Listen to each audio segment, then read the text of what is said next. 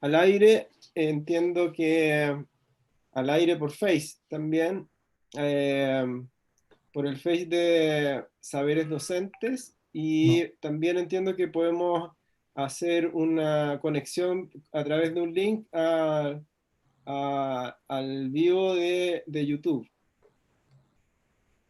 Sorry, solo por YouTube. Entonces, en este momento hemos migrado del Face a YouTube. Entonces vamos a dar un minutito para que se reconecten las personas que quieren participar. Ujú.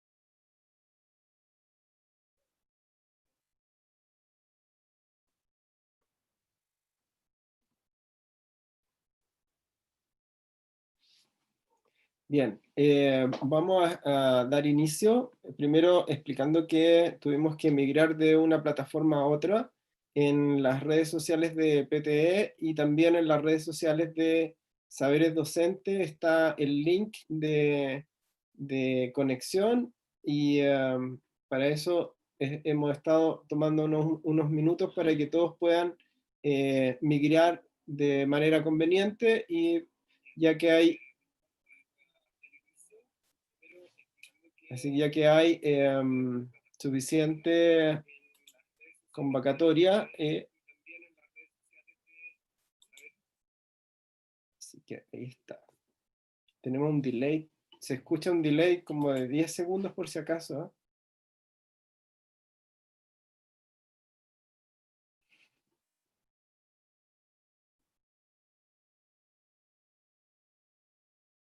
Eso.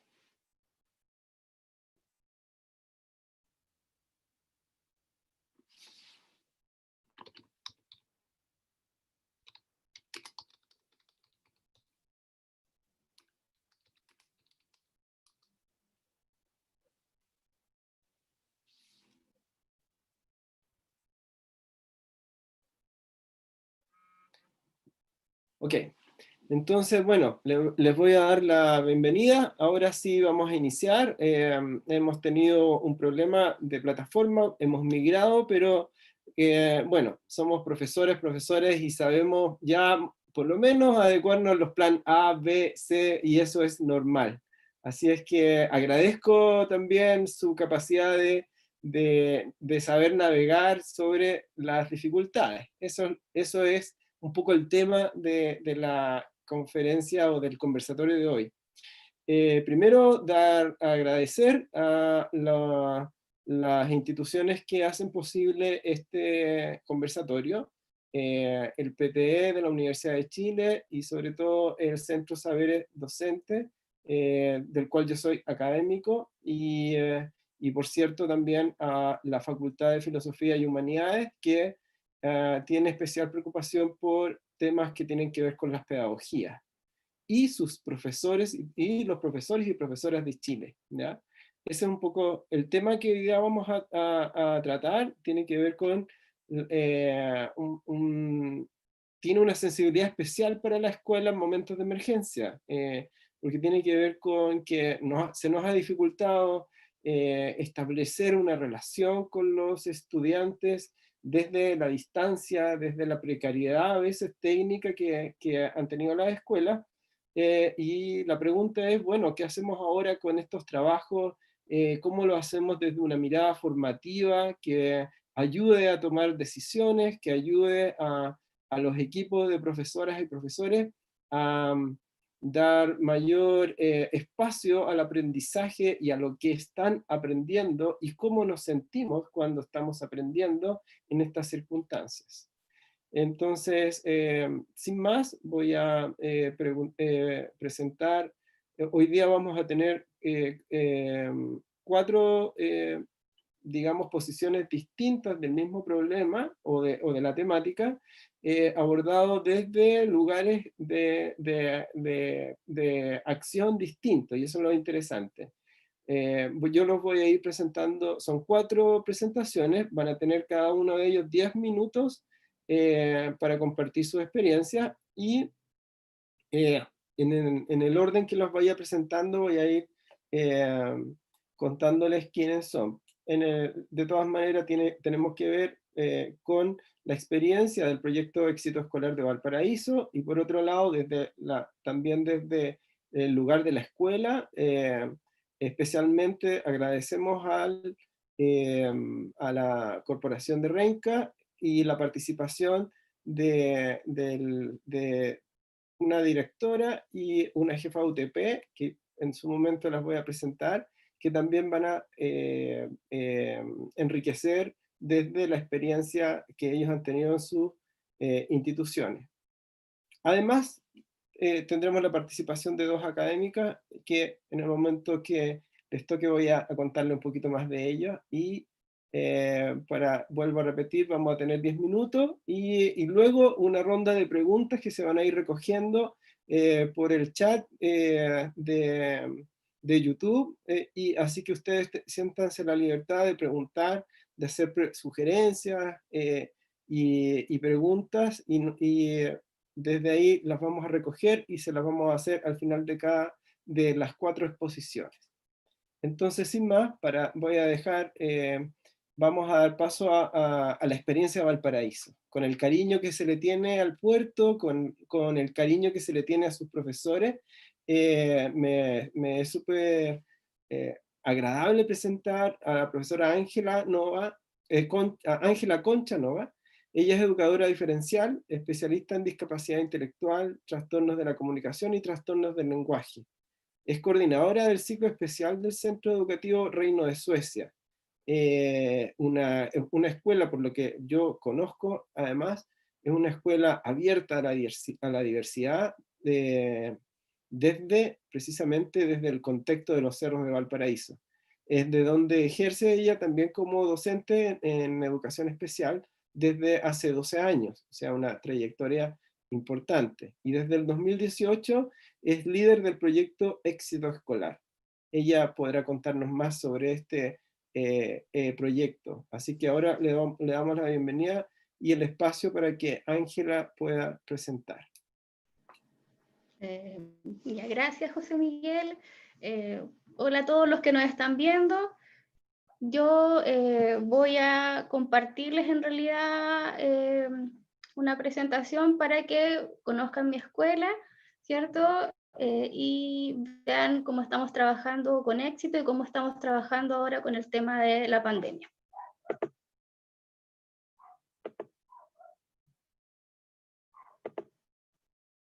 Ya. Nuestra escuela se llama Centro Educativo Reino de Suecia, ¿cierto? Queda en Valparaíso. Voy a explicar a grandes rasgos un poco el contexto de nuestra escuela. Ahí. Ya, nuestra escuela, como dijo José Miguel, está ubicada en Playa Ancha, y a grandes rasgos nosotros tenemos un índice de vulnerabilidad bastante alto. Contamos en estos momentos con 102 alumnos, de los cuales 90 tienen necesidades educativas permanentes o transitorias, y principalmente son permanentes. tenemos 8 cursos de educación regular, de primero a octavo básico, y hasta el año 2018 teníamos 4 cursos de educación especial que trabajábamos con el decreto 87. Desde el 2019 comenzamos a trabajar con el decreto 83, 3 cursos, dentro de esos el mío, y continúa con el decreto 87, el laboral, que es el de los niños más, de edad más grande, digamos. El tema de éxito escolar, este es un paso a paso bien cortito también. Este es como el cronograma que yo hice de éxito escolar, como yo lo definiría. En el año 2017 a nuestra escuela fue convocada y nos invitaron a participar en este proyecto. Fueron 5 escuelas y no, la de nosotros aceptó la invitación y comenzamos como una escuela piloto. En el 2018, 2 cursos se integraron a hacer escenarios de aprendizaje, un curso en lenguaje y otro curso en matemática. Mi colega Rodrigo hizo lenguaje con su curso de ese tiempo, que era un tercero básico, y yo hice matemática con mi curso, que en ese tiempo era un básico 9. Ahora en la actualidad es un octavo básico porque les expliqué que estábamos con el nuevo decreto. Y ese año creamos los escenarios y además los validamos a nivel de escuela, comunidad y a nivel comunal. Luego en el 2019 nosotros se decidió a nivel de escuela con el equipo directivo que toda la escuela iba a comenzar a trabajar en escenarios de aprendizaje en 4 asignaturas, que son lenguaje, matemáticas, ciencia e historia.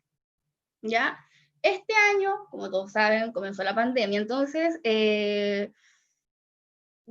empezamos a planificar desde lo que empezamos a ver cómo nos resultaba, ¿cierto? Y volvimos ya nuevamente a retomar el trabajo con escenarios de aprendizaje, porque en realidad es lo que a nosotros nos gusta trabajar, nos gusta hacer escenarios, porque con el tema de trabajar en éxito escolar, nosotros comenzamos a descubrir cómo aprendían nuestros alumnos. Ya nosotros empezamos a conocer eso y es bastante provechoso saber que todos nuestros alumnos aprenden de forma distinta y nosotros podemos hacerle una clase de forma distinta. Y ahora nos tenemos que reinventar con este tema de la pandemia, pero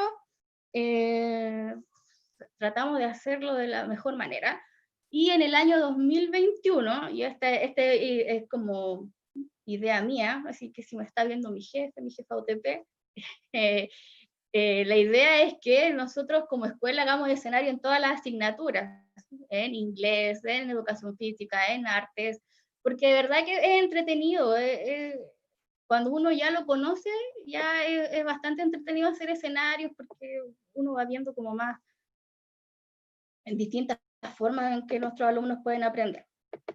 Luego, si yo tuviera que definir como por parte este tema de cómo es éxito escolar, la primera parte fue un levantamiento de información, un diagnóstico donde nos explicaron cómo estaban aprendiendo nuestros niños, que uno de repente dice que lo está haciendo de la mejor manera, pero la verdad que había partes que de verdad no estaban aprendiendo bien, y no era porque nosotros le estábamos entregando mal la información o porque ellos no la recibían, sino que nos faltaba la conexión entre eso.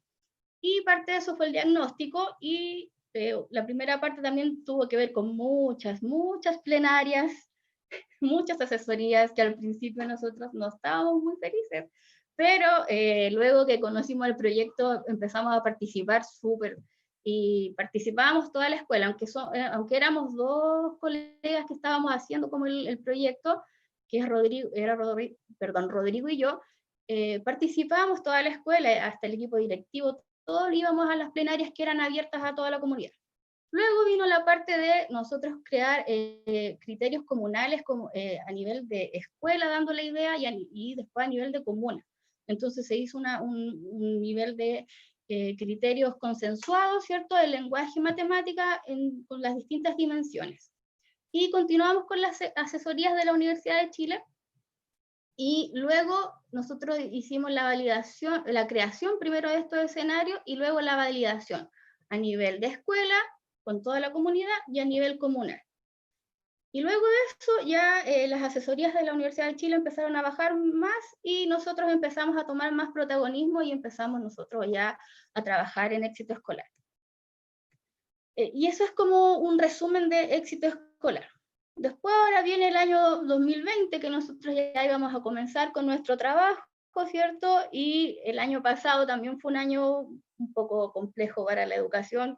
Hubo un paro docente, hubo estallido social, y nosotros decidimos en marzo comenzar con la unidad 0, que era el reforzamiento de todas las unidades que nosotros vimos en el 2019, y para dar como el vamos al 2020 y con los objetivos que nos faltaron un poco en el 2019, pero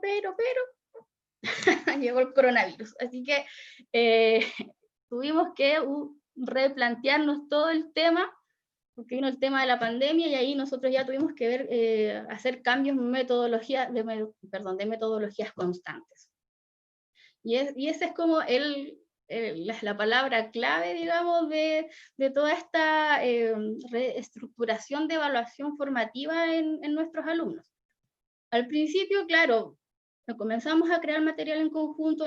Nosotros trabajamos en la planificación de escenarios, las trabajamos en conjunto, educadora diferencial, equipo PIE, la profesora de educación básica, ¿cierto?, de la asignatura correspondiente, y se decidió continuar. Y ahora que teníamos un poco más de tiempo, porque estábamos en la casa, teníamos más oportunidad de crear material y todo. Entonces este material nosotros lo entregábamos vía online, pues y esa era la única forma, digamos, que se podía entregar, pero ahí la primera dificultad, no todos nuestros alumnos tienen acceso a internet, no todos nuestros alumnos podían imprimir una guía, no todos nuestros alumnos podían ver videos porque no se cuenta con las condiciones, así que nosotros tratamos de suplirlas imprimiendo nosotros de nuestras casas las guías y llevándolas una vez a la semana al colegio. Ahora cambiamos la metodología y lo hacemos cada 15 días.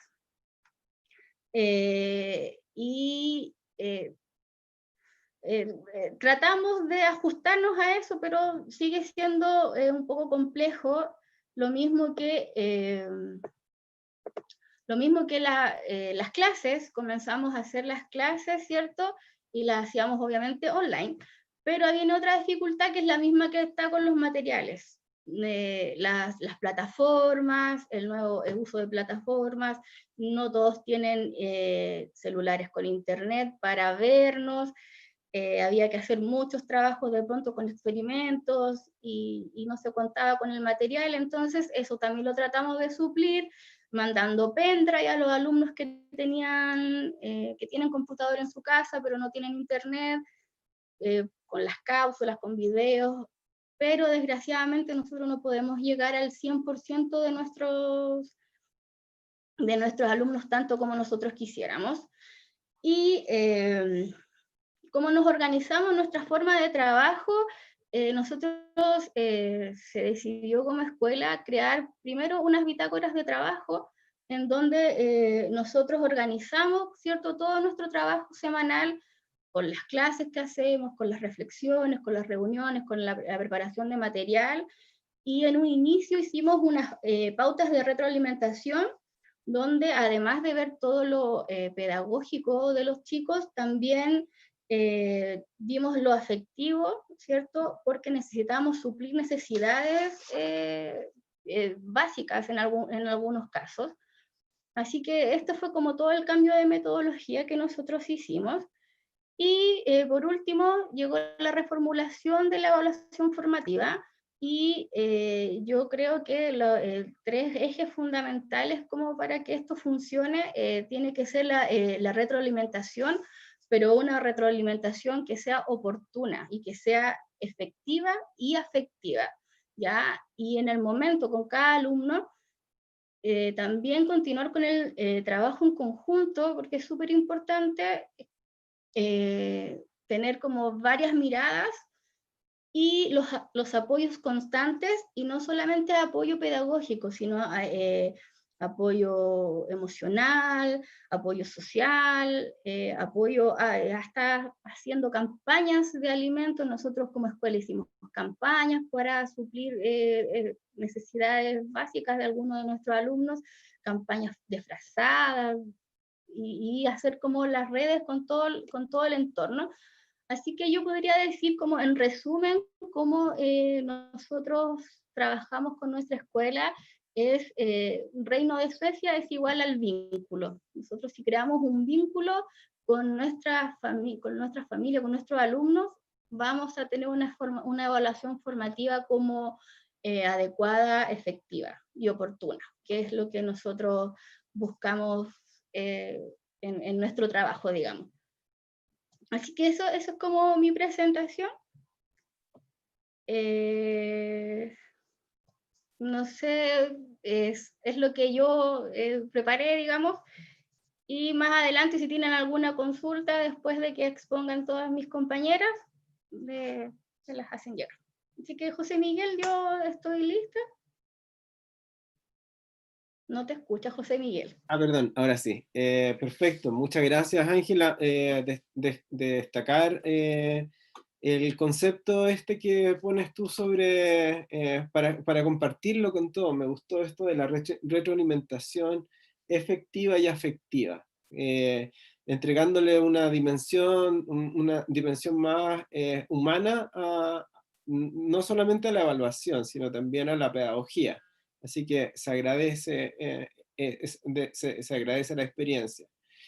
Ahora vamos a dar paso a la profesora, a la experiencia de Renca. Nosotros, hay que decir algo, nosotros como Centro de Saberes Docentes llevamos trabajando desde el 2017 en conjunto con la Corporación de Educación. Saludamos especialmente a Cecilia Merino, que nos ha apoyado y que nos ha dado el espacio para poder trabajar colaborativamente con los profesores. Son 14 instituciones públicas, y así es que todas muy diferentes.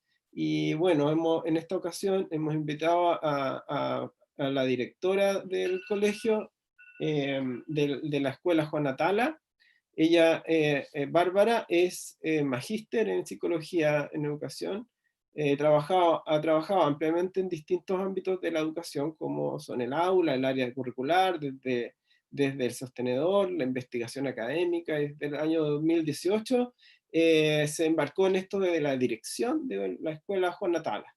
Entonces, vamos a dejar también junto con ella a Claudia Pizarro. Ella es educadora de párvula y profesora de básica, licenciada en educación, con mención en matemáticas. Y ella trabaja hace 22 años en la escuela Juana Tala. Así que Juana Tala de Irma, siempre se me olvida el último apellido, el apellido de la escuela. Ella desde el 2017, Claudia, ejerce como jefa técnica en la misma escuela. Por lo tanto, vamos a mirar un liderazgo ahí, lo adelanto un poco, un liderazgo femenino desde la escuela. Y eso hace muy bien a la escuela y a la educación en general. Así es que, bueno, quiero decir que ambas, en su reseña que me enviaron, se señalan como enamoradas de la educación pública, y eso me gusta como presentación, la presentación más sustantiva. Así que dejo con ella, tienen 10 minutos, yo les aviso por interno si es que, si están muy apretadas, de eso. Así es que, bueno, un gusto. Muchas gracias. Gracias, José Miguel. Gracias a Saberes Docentes por querer poner la lupa sobre la escuela Juana Tala. Yo soy Bárbara, la directora, como decía José, y bueno, y junto con Claudia Pizarro, que es la jefa de UTP, les queremos mostrar un poquitito de todo lo que hemos hecho en este periodo de pandemia, porque la verdad es que con la Claudia nos costó mucho sintetizar y poder contarles lo que les vamos a mostrar. Pero quisimos poner el foco, debido a la invitación, un poco en lo que tiene que ver con evaluación formativa, y también cómo nosotros, desde lo que significa dirigir la institución, ha implicado como ajustarse y hacer algunas acciones. Así que, bueno, lo primero, como presentarles la escuela. Nuestra escuela, como decía José Miguel, es una escuela de la corporación, es municipal. Tenemos un aproximado de 465 alumnos, desde prekinder a octavo básico. Nuestro nivel socioeconómico es más bien medio, aun cuando tenemos alumnos que están en toda la gama hasta mayor vulnerabilidad. Nosotros tenemos un nivel relativamente alto, pero menor al de otras escuelas de nuestra comuna. Bueno, ¿qué hicimos al principio? Hicimos lo mismo que hicieron la gran mayoría de los colegios. La creación de, bueno, llegamos ese día lunes, después de que había dicho el ministro el fin de semana que no íbamos a volver a clase, y con la Claudia estuvimos hablando todo el fin de semana sobre un plan rápido de emergencia, y bueno, había que hacer lo que se pudiera para mantenerse conectado con los niños. Esa era la primera finalidad. Desde ahí creamos los correos para el segundo ciclo primero, y la habilitación del Classroom para ese mismo ciclo, para que los profesores pudieran tener sus encuentros online. Y también lo que hicimos fue fortalecer la página web, para que los profesores del primer ciclo pudieran ahí subir su material y poder empezar a crear pequeños como cápsulas de información y de clases virtuales en nuestro imaginario, era lo que pensábamos, para que subirlo ahí a la página y que los pudieran tener disponibles. Bueno, eso no exento de los nervios y todo lo que implicaba el verse obligado a usar las plataformas digitales como un medio de mantener el vínculo, que todos sabemos que si bien la hemos tenido hace mucho tiempo, nos ha costado como dejar lo tradicional y los papeles y todo lo que hacemos siempre para poder irnos a lo digital. Entonces eso fue un desafío al que yo debo reconocer a nuestros profes, que se subieron al carro inmediatamente y no hubo ningún miedo, digamos, o al menos no lo manifestaron a aprender. Y bueno, al corto andar nos surgieron estos elementos en la problematización. Necesidades de seguir avanzando en los aprendizajes, pero empezó a bajar la adhesión del trabajo en la casa. Nuestros niños se nos empezaron a perder, los trabajos no llegaban, mantener la conexión y el vínculo empezó a ser más difícil, estábamos haciendo guías por asignatura, igual que la mayoría de los colegios, por lo tanto a los niños se les empezó a acumular un poco del trabajo, y ahí vino un poco algunas pataletas de algunos papás que decían que estábamos agobiándolos un poco con las tareas, etc. Aumento drástico de la cesantía en nuestra escuela, que llegó en ese minuto a más o menos el 54%, que después siguió subiendo, y además las autoridades fueron extremando las medidas sanitarias, que eso implicaba que había que evitar que la gente saliera mucho de las casas a buscar material a las escuelas. Hicimos también un catastro del tema de la conectividad, y si bien teníamos una alta posibilidad de conexión con nuestros estudiantes, los insumos no eran los óptimos. O sea, muchas veces era a través de teléfonos y no necesariamente de computadores, y muchas veces un teléfono que se comparte entre distintos miembros de la familia. Por lo tanto, eso hacía también muy difícil el poder pensar en tener como una regularidad en el tipo de educación a distancia. Por ello, bueno, nos sentamos con todo eso a conversar. Con la Claudia tuvimos importantes conversaciones filosóficas, antropológicas y de todo tipo en este tiempo, y nos sentamos ahí con los profesores y los docentes, el equipo de convivencia y todo en general el equipo profesional de la escuela, a poder ver qué hacer. Salimos de vacaciones en ese abril, las vacaciones que puso el ministerio en abril, con estas tres conclusiones básicas. Uno es que íbamos a hacer un esfuerzo por trabajar por proyectos, pensando en poder, aparte de articular disciplinas, también poder disminuir la carga de trabajo, por ejemplo, de trabajar con 9 asignaturas en una semana, cosa de que los niños se preocuparan de trabajar en una cosa. Por otro lado, el priorizar habilidades por sobre contenidos. O sea, si bien habilidad siempre se utiliza a través del contenido, en esta ocasión nosotros fuimos poniendo el foco en otros elementos de atención para trabajar esas habilidades, y elegimos lo que tenía que ver con la contención emocional. Por eso ahí Claudia les va a mostrar después, nuestro primer proyecto estuvo abocado hacia la familia. Bueno, esas vacaciones, nosotras no descansamos mucho, y la Claudia llegó con una priorización curricular, que debo decir que después estuvo bastante bien ajustada a lo que hizo el ministerio, a través de lo cual entonces empezamos el trabajo de poder organizar las disciplinas en un trabajo de proyecto con un solo foco, que era la familia. Lo otro que hicimos fue aumentar el equipo de gestión el equipo eje, teníamos ya incorporada a una representante por ciclo, pero lo que hicimos fue dividir un poco más los ciclos y tener una representante más, cosa de bajar la información más adaptada a lo que corresponde a las edades de nuestros niños. Desde ahí los lineamientos se siguen trabajando, porque seguimos trabajando así, los días lunes en el equipo de gestión, y eso baja a través de estas personas hacia sus profesores y encargados de convivencia que están en las reuniones de ciclo. Después el miércoles tenemos nosotros nuestra reunión general, donde se ven ya los temas más a nivel escuela y se aclaran las últimas dudas, y en general los días jueves y viernes son los días en que más se entrega información hacia los estudiantes y se les dan las cápsulas, etc.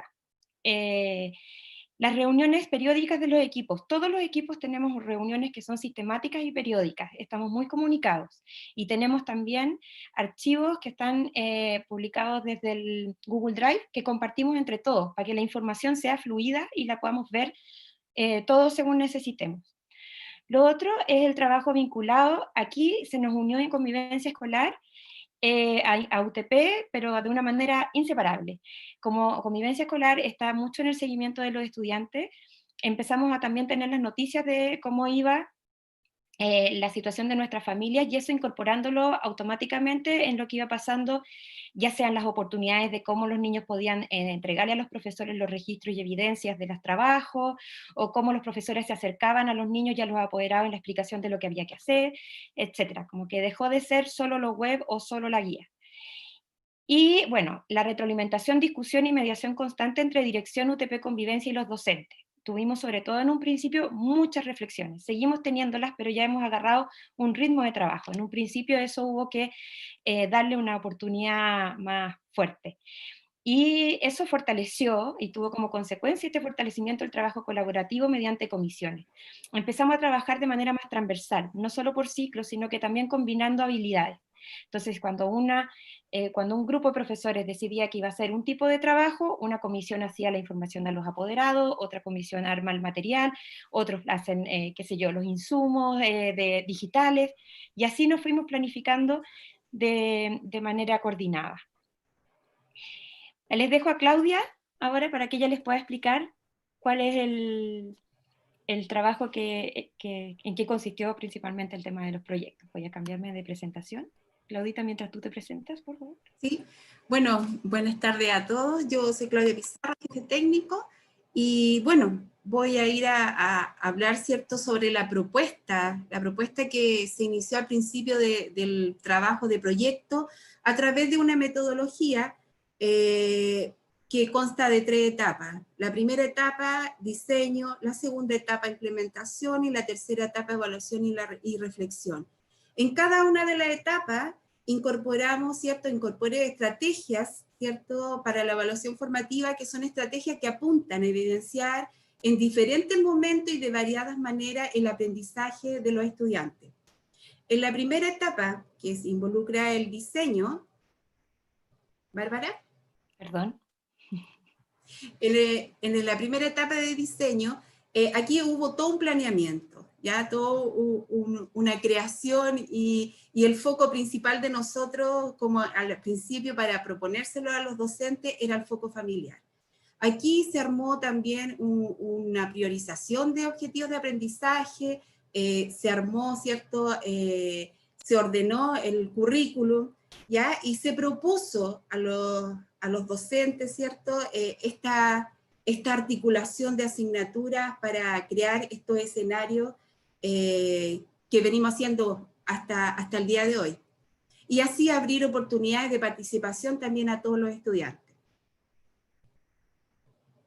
Este es como el libro de clase que nosotros le llamamos. Este es un Excel que construí en Drive, en donde nosotros como equipo profesional de aula, y aquí involucra convivencia, PIE, todos los docentes, aquí nosotros trabajamos, ¿ya? Semanalmente, aquí nosotros monitoreamos, articulamos asignaturas, creamos escenarios ya sea de acciones y también de evaluación, ¿ya? Y aquí trabajamos colaborativamente entre todos, con lineamiento obviamente de los coordinadores.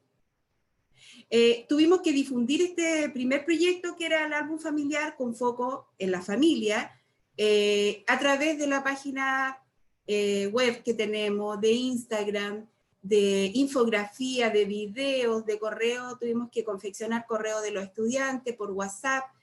Hubo una difusión importante de estos proyectos. La segunda etapa, que es de la implementación, nosotros ocupamos la estrategia de evaluación formativa, que era explicitar a los estudiantes las metas y los objetivos siempre, a través de tres formas. Uno, del muro de Classroom, donde se subía todo lo que uno pretendía, ¿cierto?, de todo el proyecto, toda la etapa, y lo que se esperaba también de los estudiantes, también comunicado a la familia, y el segundo ciclo tenía jefatura o tutoría en este caso, explicando todos los pasos a seguir y las metas y los objetivos que quedaran claros hacia los estudiantes. La otra estrategia de evaluación formativa fue recoger la variedad de evidencia, lo más posible, en dos periodos. Primero, en los avances, ya donde uno veía el proceso, en donde iba retroalimentando inmediatamente también, y también en el producto final, que en el primer proyecto fue un álbum familiar. La estrategia utilizada también a nivel de la escuela fue retroalimentar en todo este periodo de avance y periodo final, a través de comentarios privados por Classroom, también por correo electrónico y a través de un informe cualitativo y cuantitativo también al estudiante. Otra estrategia también fue el monitoreo. Nosotros siempre estamos monitoreando los aprendizajes de los estudiantes a través de 4 instancias, que es Classroom, a través de la plataforma, que es el libro de clase de toda la escuela, y a través en forma de cuantitativa, que lo llevamos a gráfico inmediatamente para levantar información, y un seguimiento semanal de todas las acciones también, que con apoyo bastante de convivencia escolar. La otra estrategia también que ocupamos es dar a conocer siempre los criterios de evaluación. Ya aquí nosotros, el instrumento que ocupamos en estos proyectos son las rúbricas, que nos dan mucha información, y también con porcentaje de logro estamos evaluando y estamos retroalimentando también a los estudiantes. Y en la tercera etapa, que es la evaluación y la reflexión de estos proyectos, ya aquí realizamos muchas encuestas también, mucho auto y coevaluación, encuestas realizadas a los estudiantes, a los apoderados, a nosotros como funcionarios también, y también a los estudiantes qué es lo que fueron aprendiendo, ¿ya? Y obviamente que esta información, la estrategia de evaluación progresiva, o sea, evaluación formativa, perdón, es el uso de datos. El uso de datos a nosotros nos ha servido bastante. ¿Para qué? Para tomar, ¿cierto? Como otra estrategia es la reflexión, para tomar, ¿cierto?, entre todos las mejores decisiones, ¿cierto? Empezar el segundo proyecto que estamos ahora, que se llama Revista Juana Atala de Irma, en donde incluimos actividades complementarias. En las encuestas salieron a hacer reuniones de apoderados constantes con los papás. Empezamos Classroom, ahora del primer ciclo de prekinder a cuarto básico, y realizamos clases virtuales también con toda la escuela. Por lo tanto, también, para finalizar y que nos quede, ¿cierto?, mientras cambia de diapositiva la Bárbara, nosotros nos van a quedar productos en la escuela, productos en donde el día de mañana, en el futuro, cada apoderado y cada estudiante vaya a la sala CRA, a la biblioteca, a revisar, ¿cierto?, su revista Juana Atala o su álbum familiar, que nosotros vamos a anillar, a empastar. Esos productos van a quedar en biblioteca por generación a lo mejor, y van a saber, ¿cierto?, qué es lo que trabajaron en esta pandemia. Gracias.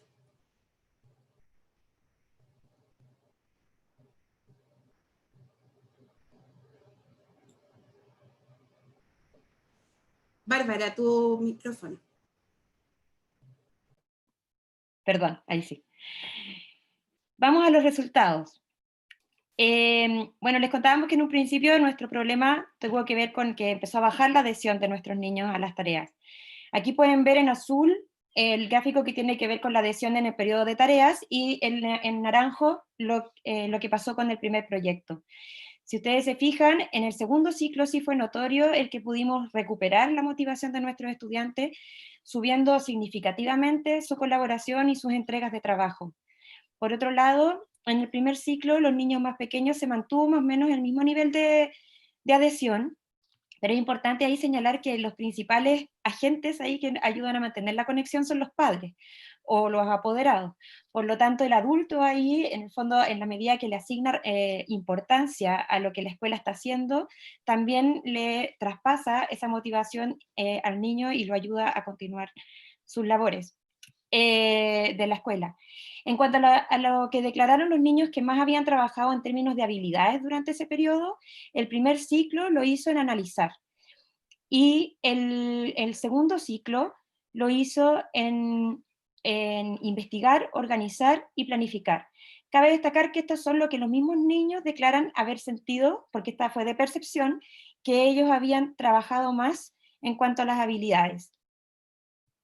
Sí, hay que decir que también en la encuesta que hicimos, tanto a los niños como a los apoderados, aquí están las cosas que más se repitieron, y en el orden en que más se repitieron. ¿Ya? En general todos destacaron la motivación, el trabajo familiar, el que sí logramos en el fondo retomar la motivación, por otro lado el trabajo colaborativo, que para nosotros está en nuestro PI, pudimos lograrlo a través de la familia, pero sí aparece también la crítica, y esto nos llevó a reflexionar también, sobre que en el fondo notaron carencia en los contenidos pedagógicos. Y eso es bien curioso, porque pasa por dos cosas. Uno, porque el primer proyecto efectivamente no tenía el foco puesto en tener muchos contenidos como del programa, digamos. Ya nuestro foco principal era la familia, darles tiempo nutritivo para que pudieran tener interacciones en la casa, dado que estaban ahí obligados a estar juntos, y nuestra preocupación tenía que ver en cómo ese estrés estaba interfiriendo en esas relaciones familiares. Y nosotros sí nos pudimos dar cuenta que eso funcionó. Pero por otro lado, también las familias no están acostumbradas a que en la escuela se aprende de cierta manera y se aprenden ciertas cosas. Y les fue difícil identificar que lo que ellos hacían era parte de un proceso de aprendizaje. Eso nos habló mucho también de cómo tenemos que evolucionar en la cultura de lo que es aprender también. Y cómo nosotros también tenemos que ir incorporando más los contenidos curriculares, tal vez de manera más explícita para ellos, para que sientan que están aprendiendo. Y eso vino en la crítica, y eso nosotros lo incorporamos en el segundo proyecto. Para finalizar, nosotros ahí nos hacemos, bueno, como le he ido contando, hemos hecho muchas reflexiones, pero a grandes rasgos creo que podemos hablar de tres grandes fortalezas. Uno es que si hoy día nos quisieron poner la lupa encima, es porque creo que pudimos reaccionar a la contingencia con una estrategia aplicada al contexto. En el fondo, no dejamos que la pandemia nos cayera encima, sino que en el fondo nos hicimos frente a la pandemia y a la situación que es la realidad, y con eso teníamos que bancarnos.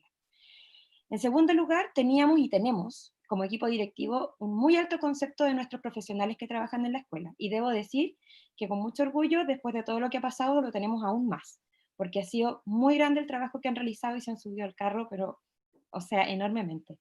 Por eso tenemos altas expectativas en ello y tenemos mucha confianza. Y lo otro es que enfrentamos la incertidumbre como una oportunidad de aplicar teoría y aprender juntos. Nosotros ese día lunes les declaramos que aquí nosotros éramos igual de ignorantes frente al tema digital que ellos. Aquí hemos sido nosotros mismos, yo la que ha hecho la página web, la Claudia la que me ha ayudado con insumos, y así esto ha sido bien amateur, y hemos ido aprendiendo todos para que pudiésemos salir adelante. Y también aplicamos aquello que desde la BP, desde lo que hemos aprendido con José Miguel en cuanto a evaluación para el aprendizaje, y todas estas cosas las pudimos aplicar en un contexto que se nos dio una problematización, pero hemos tenido buenos resultados hasta ahora y tenemos mucho por delante para que cuando volvamos a lo presencial no volvamos atrás, podamos seguir instalando estas cosas en nuestra escuela. Eso que les queríamos presentar. Muchas gracias. Sí, muchas gracias, felicitaciones. Muchas gracias, felicitaciones por la experiencia, que orgulloso uno se siente que los saberes profesionales afloran y enriquecen la pedagogía. En contextos también de incertidumbre, yo recalcaría eso, o sea, como que hoy día nos damos cuenta que nunca tuvimos certezas y que trabajar sobre esa incerteza entre todos va generando un colectivo que va avanzando. Felicitaciones y bueno, recordar a todos los participantes de este conversatorio que pueden dejar sus preguntas por el chat de YouTube. La estamos recogiendo y las vamos a poner al final de las presentaciones. Ahora me toca presentar a mi amiga, colega, por supuesto, del Centro Saberes Docente, Andrea Carrasco Sáez. Ella es doctora en Ciencias de la Educación de la Universidad de Granada, magíster en Educación, mención el Currículum y Comunidad Educativa de la Universidad de Chile, profesora además de Historia y Ciencias Sociales, somos colegas, y está integrada al equipo de Saberes Docentes desde 2007. Ella además es profesora adjunta, tiene una contratación académica en la Facultad de Filosofía adscrita al Centro Saberes Docentes. Entonces, un orgullo para nosotros que Andrea pueda participar y comentar. Muchas gracias, Andrea. Ahí me escuchan, sí. Bueno, hola a todos y a todas. Gracias, José Miguel, por la presentación. Solo ratificar que aún no soy doctora, soy doctorante, soy estudiante de doctorado, estoy en la última etapa, así que espero pronto poder serlo, para clarificar eso. Y bueno, agradecerles a tanto a Bárbara como a Claudia y como a Ángela las presentaciones que hicieron, porque la verdad que nos iluminan bastante y nos dan varias pistas con cómo seguir enfrentando este desafío en el que estamos, tanto de la perspectiva de la evaluación formativa como también en este contexto de pandemia. Creo que estamos en un momento clave de cambio en la escuela, de transformación en las escuelas. Entonces es muy pertinente y oportuno poder conversar y generar estos diálogos donde podamos poner en evidencia estas experiencias prácticas, reales, y también algunos elementos teóricos o reflexiones que nos pueden llevar a profundizar más estos temas. En ese sentido, lo que yo quiero abordar y presentarles y comentarles tiene que ver con la perspectiva de liderazgo, o sea, cómo finalmente el rol de los líderes educativos se vincula o cómo logran desarrollar o cómo ayudan a potenciar o a impulsar la evaluación formativa. Creo que es fundamental esta perspectiva, ya que la evaluación formativa ha estado mayormente impulsada desde el aula, así como fue evaluación para el aprendizaje, así como evaluación del aprendizaje u otras evaluaciones, y hemos dejado un poco invisibilizado lo que sucede en la perspectiva de gestión, lo que sucede en el aula, o sea, perdón, en la escuela en su conjunto. Y desde ahí es que considero, y de acuerdo a lo que hemos revisado y a la experiencia que hemos tenido, investigaciones, etcétera, que el rol de los líderes es fundamental. Y hablo del liderazgo directivo o liderazgo pedagógico, no solo desde el rol o el cargo que tiene ser director o ser jefe técnico o inspector, lo que sea, sino que desde lo que implica un liderazgo pedagógico que vaya más allá de esos cargos, como el liderazgo docente, liderazgo de estudiantes, liderazgo de otro cargo, de otro rol que exista en la escuela. Creo que lo que nos contó Bárbara específicamente un poco devela y muestra eso, ¿ya? Y al respecto, solo poner algunos antecedentes que me parecen importantes como traer a colación, que tienen que ver primero con que las evidencias empíricas nos muestran y nos han dado luces del rol y de la importancia que tiene el liderazgo, los líderes escolares en la influencia en los aprendizajes de los estudiantes y en el desarrollo profesional docente. O sea, ya hay está más que estudiado y evidenciado de la importancia que tienen en la transformación de la escuela, ¿ya? Por eso es tan importante tomar este agente, tomar estos roles y no dejarlos fuera. Y el otro antecedente tiene que ver con el decreto de evaluación, que también creo que el decreto de evaluación número 67, que igual nos generó un cambio, nos dio un marco de acción con respecto a la evaluación formativa y que también nos obligó a mirarlo y a empezar a implementar esto en las escuelas. Entonces son dos puntos importantes de considerar. Y también hacer una alusión a lo que implica la evaluación formativa, o sea, a lo que la señal que hay desde la política pública en decir que esto es un tema de que está en la primera línea, que hay que desarrollar, y por ende nos visibiliza, nos pone una lupa distinta en términos de cómo tenemos que mirar los procesos de enseñanza-aprendizaje, ya que la evaluación formativa sitúa la evaluación desde una dimensión pedagógica, ya no una dimensión solo social, y por ende el mayor valor está en el uso que tiene la evaluación, en el proceso de enseñanza-aprendizaje y no en el cambio, como diría Santo Guerra, sino que estamos pensando en lo importante que es la evaluación de los procesos de enseñanza-aprendizaje y cómo esto transforma y cómo mejora los procesos mismos. Entonces ya estamos dejando esa perspectiva o ese paradigma de la evaluación desde el control, de la tipificación, de los rankings, de la estandarización, y la idea es poder pensar más en los procesos y en cómo dialogamos en estos procesos y cómo los sujetos, tanto docentes, directivos, estudiantes, asistentes de la educación, somos parte de este proceso. Y allí ambas presentaciones dieron tips súper importantes que tienen que ver con los aspectos afectivos, con los aspectos emocionales que están detrás. O sea, evaluar implica una carga emocional, implica una tipificación y que muchas veces genera o repercute en el estudiante no de la mejor manera. Entonces, en ese contexto, nos hemos dado cuenta que necesitamos un liderazgo que se perfile hacia una evaluación formativa, hacia un liderazgo que sea capaz de generar una cultura colaborativa, perdón, una cultura de participación, que se preocupe del otro, que genere el diálogo, que genere la reflexión, y creo que el ejemplo que dio Bárbara del colegio refleja eso, refleja cómo se han ido empoderando de lo que implica la evaluación formativa y lo han sacado del aula, que yo creo que ese es uno de los grandes desafíos también que tenemos desde esta perspectiva y a nivel escolar.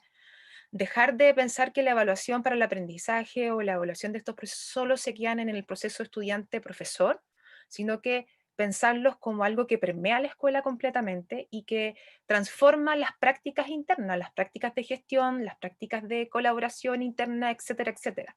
Entonces, en ese contexto y en ese espacio, y aún más pensando en este contexto de pandemia, entonces como decir, chuta, ¿qué rol tienen los líderes? ¿Qué rol y cómo pueden ayudar a este espacio, a esta evaluación formativa, a potenciar este paradigma dentro del espacio escolar? Y ahí creo que cobra mucho sentido pensar, y yo creo que es parte de los desafíos que tenemos y que vamos a empezar a enfrentar en la escuela y que ya estamos enfrentando, tiene que ver con las oportunidades de cambio y de transformación escolar, que decía lo que me señalaba al principio, o sea, pensar y empezar a visualizar la transformación que está teniendo la escuela, y no solo a nivel de aula, que es lo que hemos estado evidenciando ahora por lo que ha implicado la conectividad y lo que ha implicado el tema de generar las clases online, etcétera, a través de la sincronía y todo esto que para todos ha sido un tema, pero también qué implica esto en términos de empezar a mirarnos desde otra perspectiva y también de empezar a pensar el desarrollo, tanto desarrollo docente, desarrollo directivo y el desarrollo de los mismos estudiantes desde esta perspectiva, ¿ya?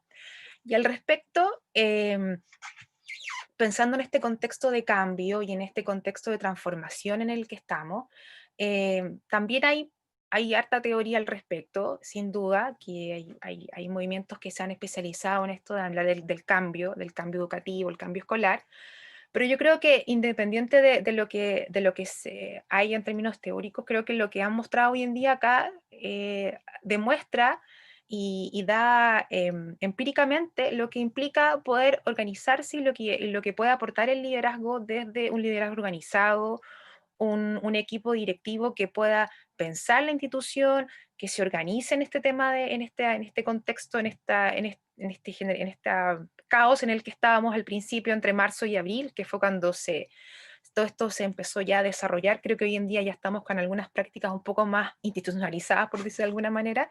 Entonces, como el líder, en este cambio, o los líderes, ya independiente del cargo, pueden empezar a aportar a desarrollar esto, a que la organización pueda empezar a generar, a definirse resultados, empezar a definir propósitos, una perspectiva más multidimensional también de lo que implica la gestión escolar, y yo creo que eso ha sido una de las grandes oportunidades que hemos tenido desde la perspectiva de liderazgo, de empezar a mirar la multidimensionalidad que existe en la escuela y desde el rol de los líderes.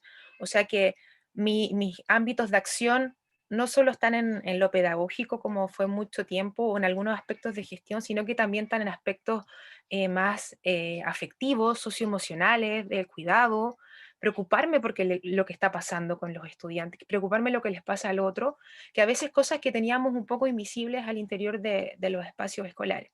Y en ese sentido, creo que dijeron una palabra que es muy cierta y que está muy teorizada, que tiene que ver con dar certidumbres. O sea, que el liderazgo es una de las cosas claves que tienen estos contextos, poder dar certezas, poder dar esperanza, poder dar confianza, poder orientar, guiar, dirigir a la comunidad, a los espacios escolares. Y yo creo que es lo que Bárbara y Claudia mostraron que fue lo que hicieron, de dar toda esa orientación y esa guía que era necesario en un momento en que no sabíamos para dónde iba el barco, como se dice. Entonces, desde ahí, el rol del líder y de los líderes tiene una relevancia fundamental, y ha quedado claro en el ejemplo que han mostrado, cómo lograron organizar y cómo han logrado poder ir articulando estos desafíos que se han presentado de manera cotidiana, ¿ya? Y en ese mismo sentido, el tema de la cultura escolar colaborativa, el hecho de que hayan ampliado el equipo eje, por ejemplo, el hecho de que hayan generado reuniones periódicas, que generaron, Ángela hablaba del vínculo, ¿ya? Que esa relación de vínculo que también es fundamental en estos espacios. Entonces, se va haciendo carne un poco lo que se ha planteado desde el liderazgo escolar. O sea, cómo puedo ir fomentando un aprendizaje orgánico, cómo puedo ir generando un trabajo colaborativo entre mis docentes, cómo puedo ir generando mentorías y acompañamientos que permitan que vayan apoyándose y resolviendo todos estos procesos de incertidumbre que se han generado desde el día 1 de la pandemia hasta la actualidad. Y lo más probable es que sigamos con muchos procesos de incertidumbre, porque se viene un periodo también de mucho cambio cuando venga el retorno. Entonces, nuevamente nos vamos a enfrentar con escenarios de cambio y transformaciones de la escuela, donde el rol de los líderes es fundamental. Y ahí es donde creo que estos ejemplos que se han dado a conocer son claves para seguir estas orientaciones y poder ir apoyando este proceso, ¿ya? Y en ese sentido, desde la perspectiva de la evaluación, todo lo que tiene que ver con la reflexión, el diálogo permanente, promover la discusión docente con respecto a definir criterios de evaluación, a definir los procesos de aprendizaje, los procesos de retroalimentación, empezar a generar procesos de auto y coevaluación, que también son muy necesarios y que se tratan de impulsar desde este enfoque, son elementos fundamentales y que se espera que un equipo de líderes escolares pueda ir potenciando e impulsando. Lo mismo con las prácticas de retroalimentación, tanto en aula como fuera de ella. Y bueno, en este contexto y en este espacio donde efectivamente se están dando las señales para que podamos empezar a vislumbrar y a promover otro tipo de liderazgo, ¿ya? Un liderazgo en este contexto de cambio, pero un liderazgo que también salga solo de lo pedagógico, que ha sido como la bandera de lucha que se ha tenido por mucho tiempo desde las políticas públicas y en general desde la academia, en términos de lo que se quiere hacer en la escuela, o cómo es lo que se quiere impulsar en las escuelas, hacia un liderazgo que esté vinculado hacia lo socioemocional, hacia el liderazgo cuidadoso, hacia el cuidado, que también es un tipo de corriente que se está desarrollando. Lo mismo pensando en el liderazgo para la justicia social, la equidad, la inclusión. O sea, pensar en la escuela desde otras dimensiones, desde otro quehacer, ¿ya? Y eso que se está haciendo en el aula hoy en día también tiene que ir permeando hacia los otros ámbitos de acción de los espacios escolares. Y ahí creo que, a modo de reflexión, me parece importante hacer alusión hacia lo que implica también los otros procesos evaluativos institucionales, ¿ya? Como son los procesos de gestión, los sistemas de aseguramiento de la calidad, etcétera, etcétera, etcétera, que existen en todos los establecimientos educativos, los planes, programas, etcétera, que corresponden a una dimensión de evaluación institucional. Y que ahí también tenemos, creo, un punto de desarrollo y un punto que debemos empezar a potenciar y a ver de qué manera empezamos a cruzar con esta perspectiva de evaluación formativa y de evaluación para el aprendizaje. Esta evaluación situada en la persona, en el sujeto, en el para qué, más que solo en el resultado mismo. porque creo que ahí tenemos todavía una disociación y tenemos que hacer más sintonía entre estas cosas, en términos de que uno puede percibir de que por un lado en el aula estamos dialogando y estamos reflexionando sobre una evaluación para el aprendizaje, una evaluación formativa, centrada en evaluaciones auténticas en el contexto, para la mejora de los aprendizajes, etcétera, etcétera, etcétera. Pero por otro lado vemos que también hay ciertas herramientas y dispositivos de evaluación institucional que todavía siguen siendo o están de una perspectiva muy de una evaluación de calidad y muy de una perspectiva o de un paradigma de evaluación desde el control. Entonces se generan un poco estos encuentros y estas disociaciones que uno esperaría que se pudiesen ir superando, y creo que también estamos en un espacio de oportunidad para aquello, en el sentido de que toda esta situación como nos está haciendo mirar la escuela desde con otros lentes, también nos va a hacer mirar, espero, estos procesos evaluativos desde otra perspectiva, inclusive de los procesos evaluativos que tienen que ver con desarrollo profesional docente, que también son un tema no menor, que es parte también de una discusión de entender la evaluación como algo más transformativo y algo mucho más general y mucho más amplio que lo que sucede en el aula. Y por último, también me parece que en esa misma línea es fundamental también revisar desde la política pública, y yo creo que aquí tenemos un mensaje también, y lo traigo a reflexión, desde la mirada o desde lo que nosotros podemos aportar en la academia, en las universidades, en conjunto con los espacios escolares, con todas estas experiencias y con todo el saber que existe, el saber pedagógico que existe en las escuelas y en los espacios educativos de nuestro país, poder ir dando luces de cómo también tenemos que ir modificando estos instrumentos de gestión. Creo que ahí, y soy súper consciente y trato de, de apuntar a ello, porque creo que eso a veces condiciona mucho el quehacer de un directivo o de un líder en general.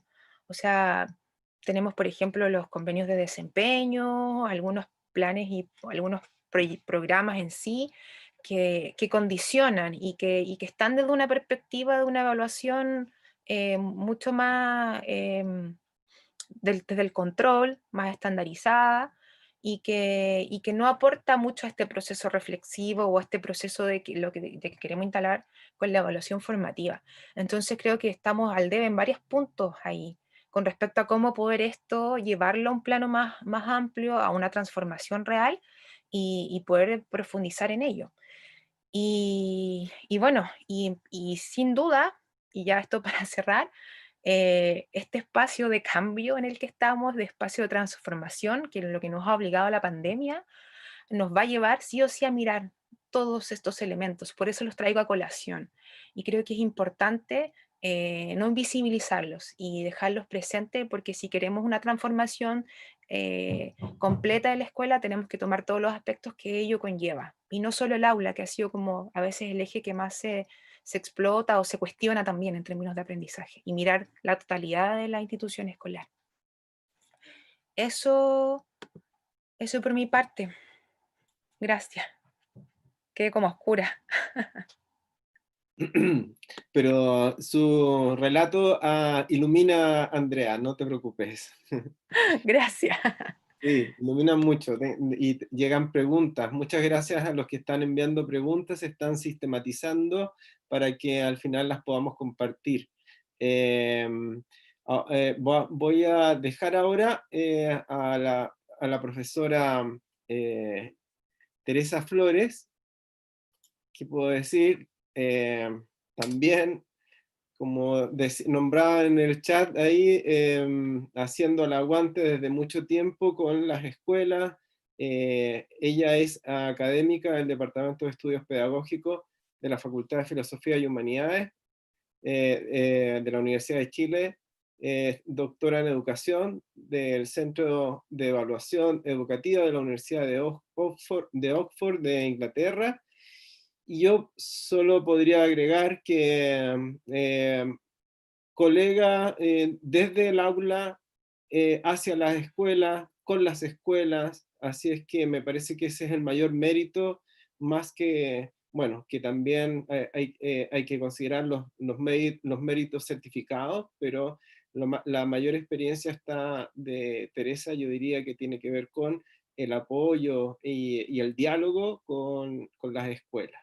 Así es que nada más, dejo a Teresa en su intervención.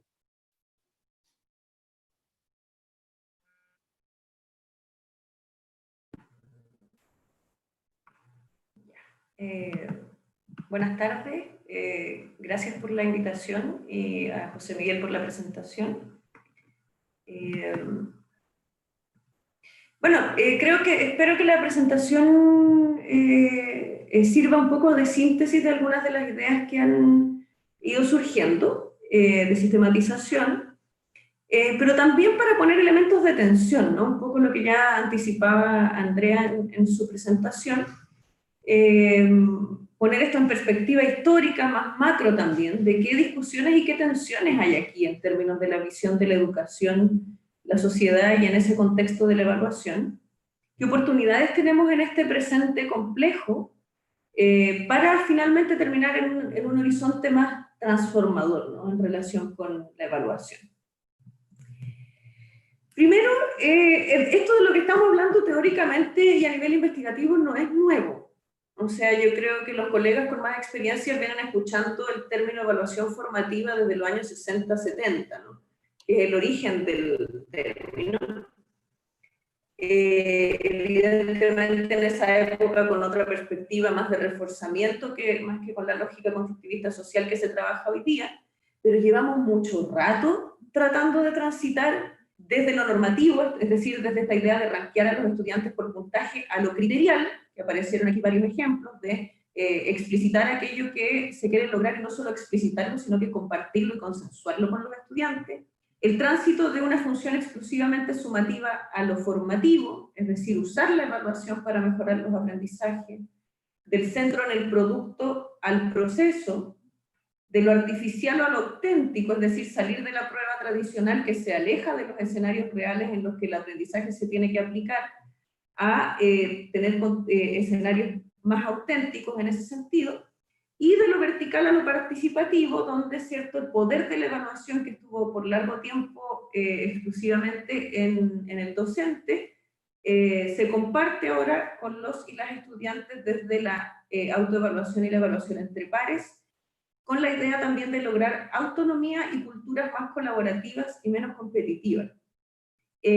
Asimismo, la evidencia de investigación en contra de las culturas centradas en la calificación, en el valor de cambio, en concepciones fijas de los estudiantes basadas en estas ideas de la curva de Gauss en lugar de la curva del dominio, es decir, de que lo normal es que siempre haya estudiantes, unos poquitos estudiantes malos, la mayoría en el medio, y unos poquitos que les vaya bien, y si no es extraño, cuando en realidad si todos aprendieron, como dicen Bloom, Hastings y Maddox, deberían ir transitando hacia los niveles más altos. Siguen operando en las creencias de muchas personas en la escuela y a nivel macro. Entonces yo creo que la pregunta interesante acá es, si esto lleva tanto rato, ¿por qué no cambia? ¿Qué es lo que está bloqueando este cambio? Veamos qué es lo que nos dice la evidencia de investigación, esto específicamente a partir de una revisión de literatura que hicimos con la profesora Pam Samuels sobre evaluación para el aprendizaje, que es uno de los enfoques que obedecen a este gran cambio paradigmático que se viene tratando de hacer en evaluación desde los 60 hasta el día de hoy. La evidencia nos dice, por una parte, que la idea es buena. ¿En qué sentido? La evidencia nacional e internacional es sumamente consistente en términos de la percepción positiva de los actores que participan de estos cambios.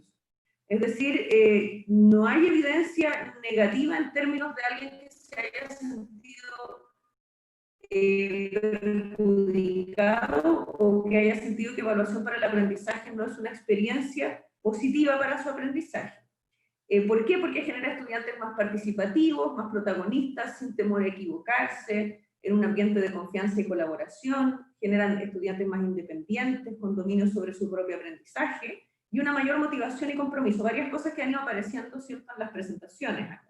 Asimismo, aparecen profesores y profesoras menos centrados en la cobertura y más en rol de facilitador o facilitadora, prácticas más claras y sistemáticas, más organizadas, con un foco más claro. El cambio en cómo entienden a sus estudiantes, que ya no es el estudiante que es el de 4, el de 7, el bueno, el malo, sino que todos los estudiantes pueden aprender con la retroalimentación adecuada, el uso de buenas preguntas, de retroalimentación, centro en el estudiante y una idea de planificación no como algo que se impone sobre la labor docente, sino que más bien sobre un mapa de ruta flexible que se va ajustando según procesos de toma de decisiones. Entonces la idea es buena, pero también la evidencia internacional y nacional es consistente en señalar que es complejo llevarla a la práctica, pero por ciertos tipos de tensiones que se generan.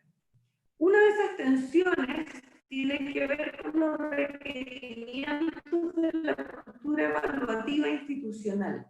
Un poco lo que mencionaban en algunos casos, ¿no?, de las expectativas de los papás y que salían en algunas de las preguntas que están llegando por el chat. Culturas centradas en la calificación, el producto y la evaluación sumativa dificultan poder llevar a cabo este tipo de aproximaciones, pese a que la investigación hace mucho rato dice que el centro en la calificación y en el producto y la evaluación sumativa genera aprendizaje superficial para la nota y no aprendizaje profundo. También la evidencia internacional es consistente en señalar que se generan tensiones con los sistemas de evaluación externa de altas consecuencias.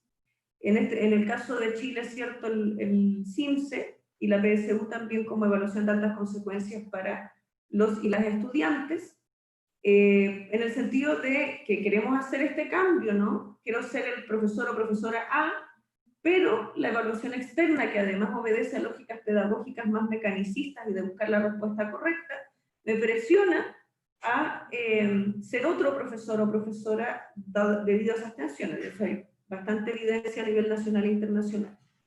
También lo mencionaban ustedes, esta idea de los padres que decía Bárbara cuando dicen es que no pasaron contenidos, ¿no? Aquí no vi los contenidos, por lo tanto no sé si aprendieron. Algo que afecta a los cambios son las diversas creencias de los actores acerca de la evaluación. Y no solo de los papás, también de los estudiantes. Hay estudiantes que dicen que les da lata escribir, que no hacen desarrollo, que prefieren una prueba de selección múltiple porque tienen que pensar menos, lo que a mí me parece pedagógica y políticamente muy grave, en términos de los sujetos que se están construyendo.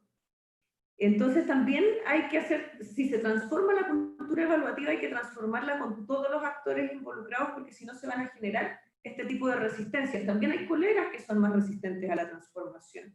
Y en ese sentido es súper importante partir difundiendo la experiencia de aquellos que empezaron con la innovación para poder empezar a motivar a otros.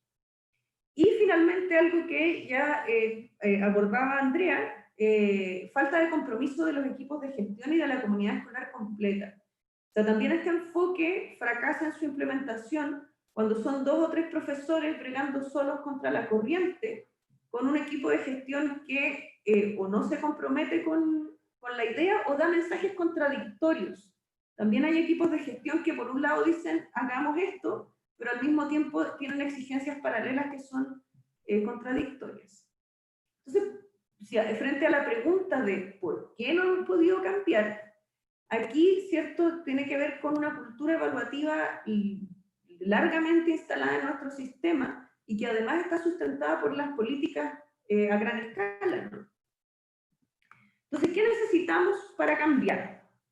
Necesitamos una coherencia en la cultura evaluativa que se quiere promover. Actualmente tenemos una cultura evaluativa bastante esquizofrénica a nivel nacional y a nivel de aula, ¿sí? O sea, necesitamos un cambio en ese sentido dentro de las comunidades escolares y en las políticas de evaluación a gran escala y de aula. O sea, yo creo que con José Miguel, que hemos trabajado por muchos años en procesos de transformación en evaluación, nos pasaba siempre eso. Había mucho enganche con evaluación para el aprendizaje, porque es un enfoque de hecho desarrollado originalmente por profesores, reflexionando sobre su propia práctica, por lo tanto es coherente con la buena docencia, podría decir uno, pero los obstáculos eran siempre los mismos, pero tengo que poner nota, pero tengo que dar el CIMSE. Esos eran siempre los obstáculos. Entonces acá hay algo que no está haciendo sinergia.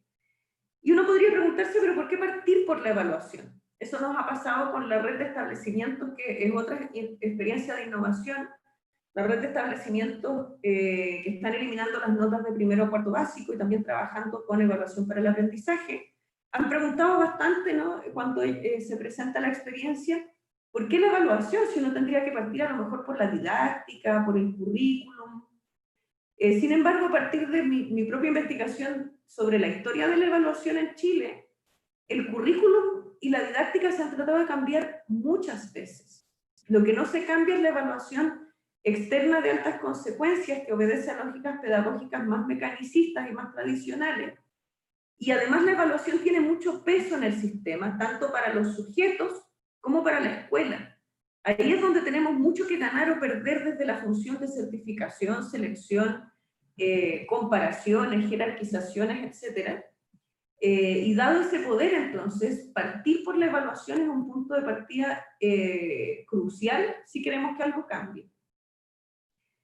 Ya lo han mencionado, entonces, como para sistematizar, creo que el escenario actual, pese a lo excepcional, creo que nos ha quedado claro desde las experiencias aquí presentadas, que es un escenario de oportunidad también.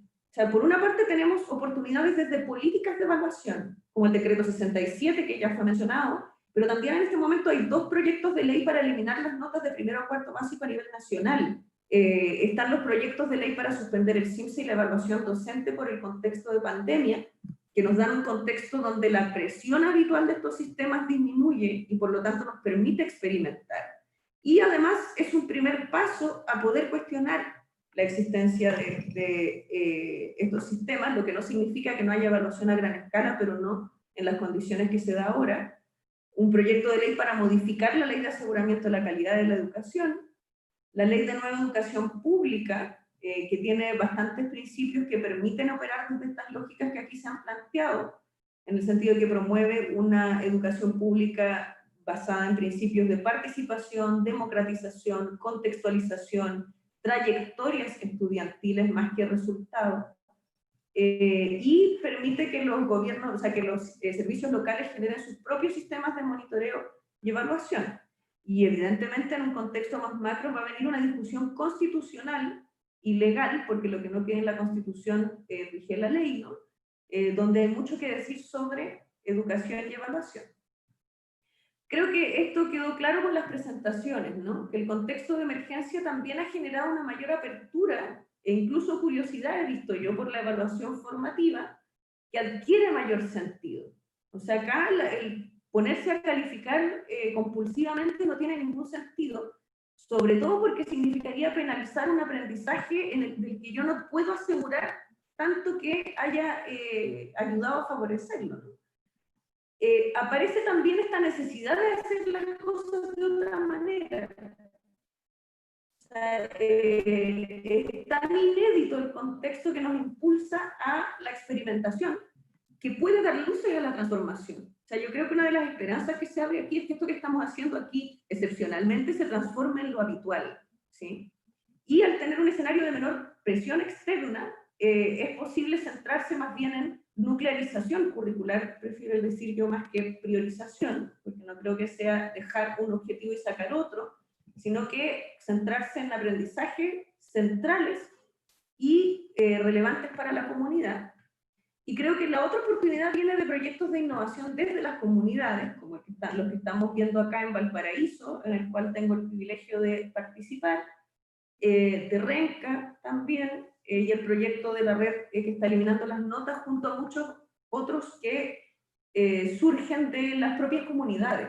O sea, creo que esperar que los cambios vengan de la política educacional o de los gestores de política es complejo, digamos. Creo que es interesante este impulso de cambio a escuelas que están viendo que es posible, factible y deseable hacer las cosas de otra manera. Y mi percepción, trabajando con establecimientos escolares desde hace bastantes años, es que hasta hace, diría yo, 3, 4 años, en general lo que yo me encontraba era mucha resignación. O sea, como está súper interesante el enfoque, pero lo siento, lo que me piden es hacer esto otro, ¿no?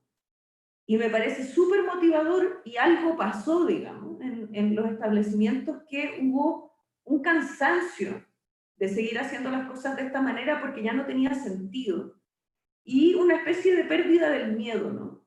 A partir de la construcción de redes y comunidades de aprendizaje que comienzan a transformar. Entonces, para tener una idea más concreta, me voy a referir brevemente a algunos puntos del proyecto de Valparaíso al que se refirió Ángela también, pero lo voy a presentar en términos de qué significaría hacer políticas de evaluación desde otra perspectiva. ¿Sí? En un primer punto, este proyecto significó pasar desde estas políticas que son diseñadas por unos expertos en algún lugar, y donde las escuelas son vistas como las que tienen que implementar estas políticas y no participar de su diseño, a un diseño desde un diálogo horizontal entre actores. Este es un proyecto donde se juntó el actor político por el lado de la corporación municipal, el actor académico desde el Centro de Saberes Docentes y el Departamento de Estudios Pedagógicos de la Universidad de Chile, el saber experiencial de los profesores y profesoras de las escuelas de Valparaíso, y también el saber político organizacional de la campaña actual CIMSE, donde hubo actores que teníamos un mismo objetivo político-pedagógico que tenía que ver con cómo sería otro sistema de evaluación a gran escala. Porque, como decía, no se trata de que no exista evaluación a gran escala, sino que hay que hacerla de otra manera. Este diálogo horizontal implicó que no se trataba de la academia viniendo a decir qué es lo que había que hacer. Nosotros aportamos un referente teórico, pero como dice Ángela, un paulatino crecimiento de la construcción de conocimiento también por parte de las escuelas participantes. Y en ese sentido, todos los saberes tienen el mismo peso y el mismo valor. Un segundo punto de cambio es que ya los problemas no se deciden de forma externa, ¿sí? Sino que partimos desde un diagnóstico participativo donde todos nos preguntamos qué nos molesta de las formas en que evaluamos y que se evalúa, qué necesitamos evaluar, qué queremos y cómo queremos evaluar y qué nos motiva a cambiar. Entonces esto es súper distinto a otros momentos en que, por ejemplo, me tocaba ir a hacer capacitaciones de evaluación para el aprendizaje convocadas por una municipalidad donde los profesores iban obligados. Esto es un proyecto donde las personas se juntaron por la motivación a la transformación. Junto con eso hay un cambio desde la cobertura curricular externa, que es la prioridad de la política evaluativa externa actual en Chile. O sea, lo que importa es declarar que cubrí el currículum y ver si eso se está trabajando, a la co-construcción de criterios compartidos desde una apropiación curricular y los sentidos de la comunidad. Es decir, los equipos de éxito escolar a los que aludía Ángela, en cada una de las escuelas discutieron sobre cuáles eran los aprendizajes relevantes para cada comunidad en diálogo con el currículum, y a partir de eso después en plenaria las escuelas pilotos se reunieron y llegamos a consensos, digamos, de cuáles son los aprendizajes centrales para la comunidad y la comuna de Valparaíso. Por lo tanto, son criterios propios y el constructo de la evaluación no es una cosa que se impone de afuera, sino que es lo que nosotros queremos que se aprenda y se evalúe. En ese sentido, se pasa desde la estandarización como lógica a la contextualización, lo significativo y la valoración de la diversidad. Acá ya dieron hartos ejemplos de lo que significan los escenarios de evaluación, ¿no? Eso significa que sobre la base de estos criterios comunes, co-construidos, no tenemos una prueba única, estándar, que se aplica a todos los establecimientos, sino que cada establecimiento, desde el trabajo de sus equipos de éxito escolar, diseña escenarios contextualizados a su realidad, dos de los cuales, al inicio y al final del año, se utilizan para el sistema de evaluación local, para ver cómo partimos. Eso además después se analiza, se toman decisiones, se retroalimenta, y más hacia el final del año, cuánto progresamos en ese proceso. Por lo tanto, se pasa desde el control vertical externo, ¿sí? Vengo a fiscalizar si se está cubriendo el currículum adecuadamente, basado en la desconfianza, ¿no? De donde salen afirmaciones como que los profesores no quieren volver a clase y ese tipo de cosas, sin ver todo el trabajo que estamos viendo acá, por ejemplo. A la profesionalización y la validación del juicio evaluativo docente. Ya lo decía, me parece que Claudia o Bárbara, que hablaban de la confianza en los profesores, ¿no? O sea, creo que nosotros en nuestro sistema de educación de mercado existe un supuesto de que el profesor no quiere hacerlo bien, naturalmente, digamos. Entonces creo que tenemos mucha evidencia estos días de todo lo contrario, y por lo tanto el proyecto se centró en una valoración del juicio profesional docente. Sobre la base del juicio profesional docente se establecían los procedimientos de validez y confiabilidad del sistema a partir de paneles, algo que comentaba Ángela también, donde los escenarios se validaban, es decir, entre colegas se veía si los escenarios eran coherentes con los criterios, y una vez que se aplicaban los escenarios, estos escenarios de diagnóstico y de progresión que eran para el sistema, se hacían paneles también de calibración de juicio evaluativo, es decir, si estamos interpretando la evidencia de aprendizaje de los y las estudiantes en un sentido similar. Así nos movemos desde el acercamiento a un estándar fijo, o sea, cuánto llegaron a la expectativa, a un seguimiento de la progresión, que realmente es lo que teóricamente significa aprendizaje, ¿no? Y las trayectorias exitosas de los estudiantes, o sea, esto se enmarca en un proyecto más amplio de éxito escolar que no solo sigue el aprendizaje, sino que va haciendo seguimiento de otros aspectos de los y las estudiantes para poder acompañar su trayectoria y evitar así el fracaso escolar. Desde la experiencia de la red en que se están eliminando las notas, y esto lo voy a decir rápidamente para ir cerrando, porque ya se han dado hartos ejemplos de qué es lo que se ha hecho en el contexto de emergencia, y cómo haber estado trabajando desde una lógica de evaluación para el aprendizaje facilitó el adaptarse a estas circunstancias extraordinarias.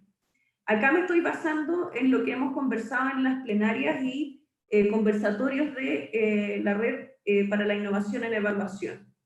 El trabajar con criterios de proceso holísticos pone el centro en aprendizajes centrales y no en la cobertura, por lo tanto uno tiene mayor relajo para hacer estos ejercicios que vimos de priorización curricular, y no solo relajo, sino que más autonomía profesional, ¿no? Como para decir, esto es lo importante para nosotros. Y junto con eso ha surgido mucho el tema de la interdisciplina. O sea, al principio lo que surgía era que muchas guías, y los estudiantes recibían las guías de las distintas disciplinas, y luego hubo un trabajo, ¿no?, de entender que si trabajábamos juntos y descomprimíamos la cantidad de material, podía producirse un mejor aprendizaje. Junto con eso no estaba la presión por hitos de calificación, que es lo que genera la cultura con notas, ¿sí? O sea, lo que generó esto es que rápidamente la decisión fue, obviamente no nos preocupa la calificación, por lo tanto tenemos flexibilidad para adaptarnos, ¿sí? No tenemos que estar cumpliendo con fechas todos juntos al mismo tiempo. Los escenarios de evaluación, además, como ya habían estado pensados desde la lógica de la contextualización y lo significativo, dieron la flexibilidad para adaptarse al aprendizaje en el hogar, que eran los ejemplos que veíamos, ¿no?, que nos mostraban en las distintas experiencias. Y pasamos de estas guías enormes que yo he visto en algunos casos que se están mandando para la casa, sobrepobladas, digamos, a actividades simples, en el sentido de descomprimidas, pero no por eso menos complejas, actividades integradas, es decir, con interdisciplinariedad y motivadoras. Por otra parte, al haber trabajado con múltiples fuentes de evidencia, desde lo informal a lo formal y en diversos soportes, acá no se hace tan complicado, ¿no?, usar todas las fuentes posibles como una forma de analizar aprendizaje. Y también vemos cómo la autoevaluación y la evaluación entre pares ha podido suplir un poco esta idea de la distancia y también de el no poder estar monitoreando a todos los estudiantes. Y finalmente, también haber trabajado múltiples formas, fuentes y agentes y modalidades de retroalimentación, es decir, oral, escrita, formal, informal, por grupos, individual, implica poder, no sé, enviar comentarios por WhatsApp. Hay profesores que están haciendo cosas por video. Cuando los papás son de contexto rural, por ejemplo, a veces hay que mandarle las explicaciones en audio o en un video, no por escrito, porque hay problemas también ahí para apoyar ese trabajo. Y también algo muy común y que también fue mencionado acá es dedicación de periodos exclusivos para retroalimentar. Es decir, no es que tengamos guías todo el tiempo y trabajo todo el tiempo, sino que hay una semana donde trabajan 3 disciplinas articuladamente y otra semana donde solo retroalimentamos. Entonces, todas estas experiencias yo he aprendido mucho. Y creo que de aquí estamos sacando caminos que ojalá se transformen en la norma, ¿no? Y para cerrar entonces, acá puse algunas imágenes como para que haya una mirada más viva de todo lo que hemos hecho. Ahí estamos, somos muchas personas que estamos en procesos de transformación relevante. O sea, ahí tenemos al equipo de Valparaíso, hay algunas imágenes de los escenarios de evaluación, donde hay actividades de, no sé, ir a escuchar a un cantor en el cerro y enterarse de las historias de los cerros de Valparaíso, los paneles de calibración de juicio, hacer ejercicio matemático en el almacén del barrio, aprender matemática con una receta, medir cosas, que también es algo que se puede hacer en la casa. Tenemos ahí el conversatorio también de la red donde se están eliminando las notas. Y cosas que yo he escuchado acá. En el conversatorio de la red, un colegio que está en Iquique, dijo, nos sentimos menos solos. O sea, que una de las cosas que ha sido importante de formar comunidades es que, me acuerdo también que uno de los directores de Valparaíso decía, ya no nos sentimos como el loquito del barrio, digamos, sino que sabemos que hay otros que están haciendo lo mismo. Profesores diciendo, para esto estudié. O sea, la recuperación del sentido y la identidad profesional docente y la motivación, que es súper importante. También me acuerdo de la Escuela Ciudad de Berlín, en una de las primeras plenarias a las que asistieron en Valparaíso, que decían, lo más difícil de esto es perder el miedo. Después de eso, uno se da cuenta que puede experimentar, que se va a equivocar, pero que no es nada grave, digamos. Y los estudiantes, esta es una estudiante de primero medio, de un liceo técnico de Valparaíso, también, o sea, siente mayor motivación, que no todo es tan lineal, que pudo colaborar con otros y aprender con otros, que no es como la prueba normal donde están solos, y que además motiva, porque uno puede sacar más lo que lleva adentro para que uno exprese. O sea, si esto no es lo que hay que hacer de aquí en adelante, aprovechando este contexto, yo no sé cuándo ni qué otra cosa, digamos. Entonces, los dejo ahí con algo que nos decía Paulo Freire ya. Quizá uno de los saberes fundamentales más necesarios sea el que se expresa en la certeza de que cambiar es difícil, y todos los que estamos en estos procesos lo sabemos, pero es posible. Y hoy día yo creo que es más posible que nunca. Gracias.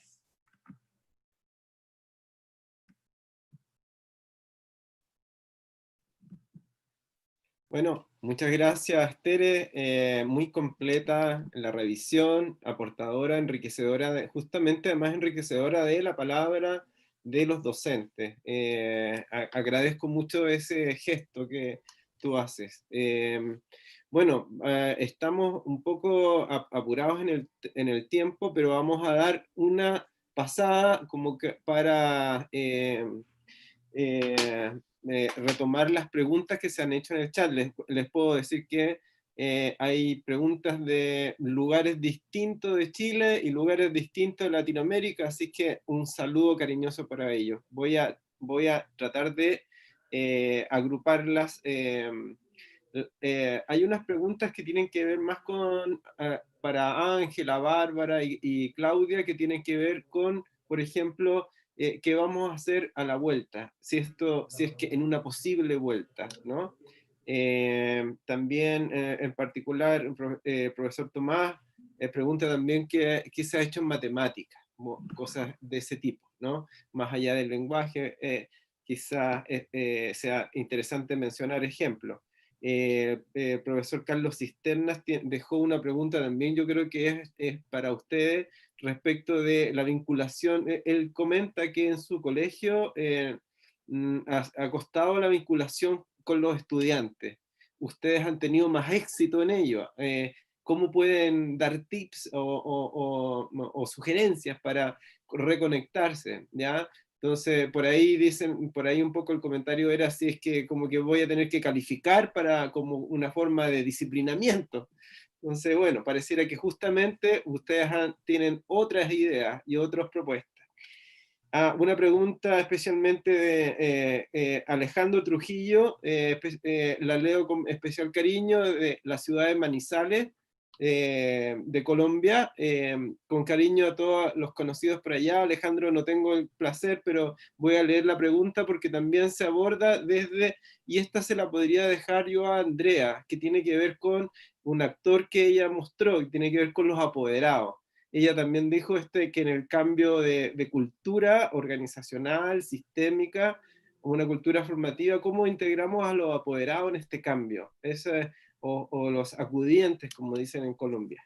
Y finalmente, bueno, Francisco Correa también de Iquique, hablaba un poco lo que estaba ya comentando la Tere, hablaba esto de que justo pareciera que hay una cantidad, una normativa que ya está abriendo espacio hacia una cultura, un cambio de paradigma, él lo señala de esa forma. Pero yo le dejaría una pregunta a la Tere con cariño, con mucho afecto. Yo sé que usted ha estado trabajando en justicia social, entonces, ¿qué vinculación hay de la evaluación formativa con la justicia o con mejorar la justicia social? Eso, ahora las preguntas son varias, ustedes las organizan, no más de 2 minutos, por favor, porque, bueno, y agradezco todas las preguntas que han llegado. Muchas gracias. Ya. ¿Comienzo yo? Claro, dale.